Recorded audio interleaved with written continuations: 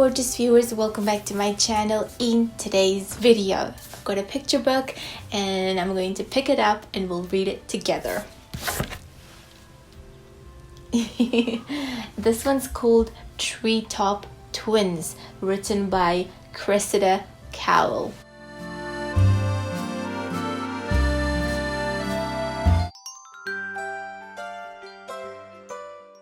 Treetop Twins.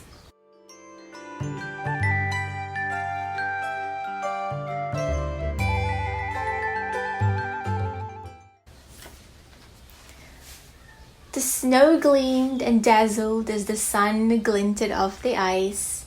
The Treetop family have turned their time machine into a snowmobile, and they have traveled not back in time, but far, far away to Antarctica to study the chinstrap penguins. "I don't know why you twins have brought the toboggans," said Professor Pablo.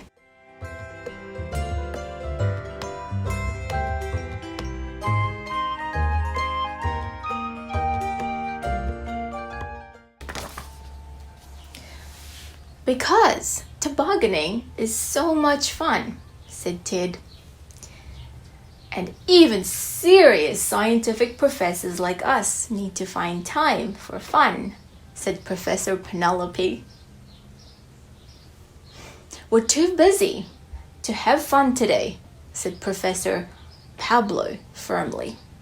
"I want to film the chinstrap penguins underwater." In the distance, they could see down the hill to the shore, where the penguins were gathered, and they could hear them shrieking away on the edge of the water. Professor Pablo was heading for the snowmobile, where Ted had a suggestion. "We could toboggan down," he said. "I think that's an excellent idea," said Professor Penelope. "Then we get to do our work and have fun."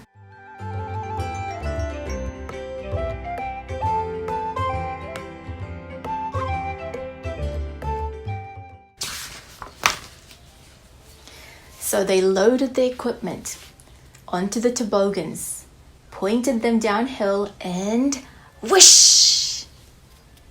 The Treetop family tobogganed down to the shoreline.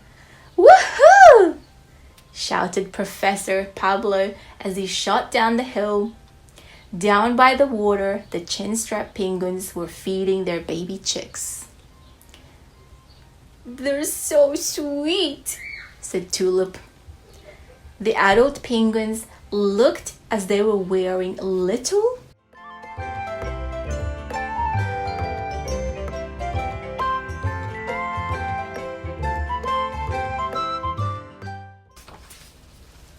old-fashioned motorcycle helmets with straps under the chins, and the chicks were gray and round and fluffy. "Why are there always two chicks chasing after the bigger penguins?" asked Sasha. "That's because most chinstrap penguin families have twins," explained Professor Penelope. "Just like us," said Tulip.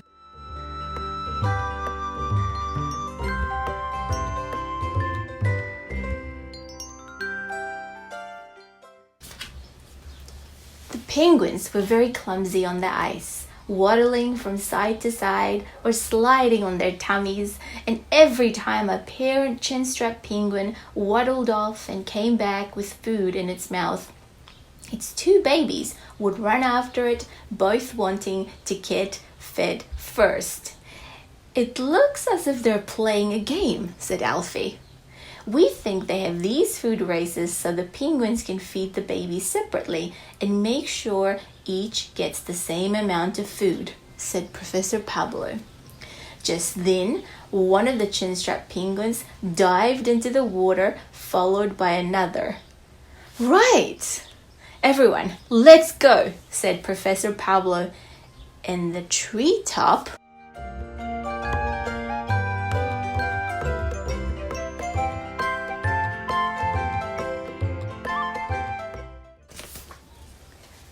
family got ready to film the penguins underwater.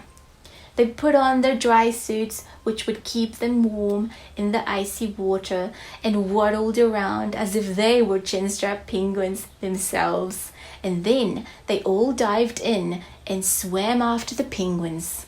Underneath the ice, the chinstrap penguins that had been so clumsy on land glided through the water elegantly, and they were quick too.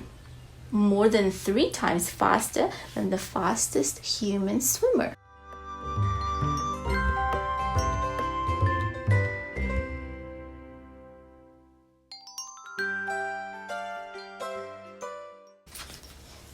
The portly little penguins flew underwater, and it was the clumsy humans who couldn't keep up.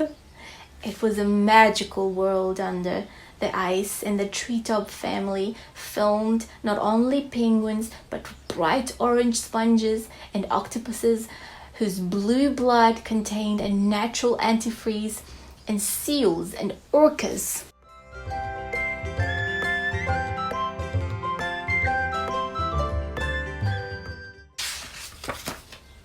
And they filmed and filmed until they all got tired and decided it was time for dinner. Nighttime in Antarctica, elephant seals rolled on the ice. Flows and wandering albatross flew lazily overhead. The Treetop twins were warming up around the campfire after their swim under the ice. Professor Pablo decided to help warm them up by pretending he was a parent chinstrap penguin, and they were the baby chicks. He ran away with their dinner, and they had to run after him to get it back.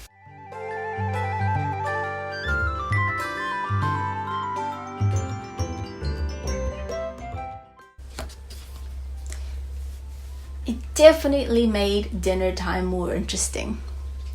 The sun still shone overhead because in Antarctica, in the summer, the sun never sets. So, long after dinner, the whole Treetop family rode around on their toboggans until it was time for bed. "Woohoo!" shouted Professor Pablo as he whooshed down the slopes.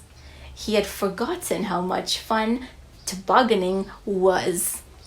And even scientific professors need to find time for fun.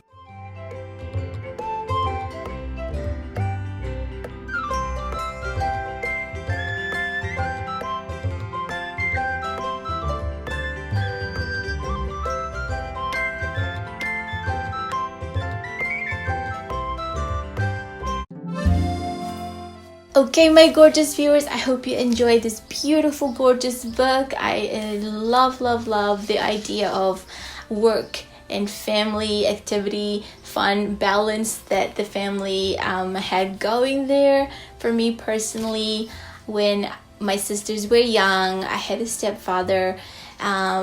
He would take us camping, and I remember the family dynamics and the activities, the walks and the hikes and the having to get your firewood and lit the fire and cook your food.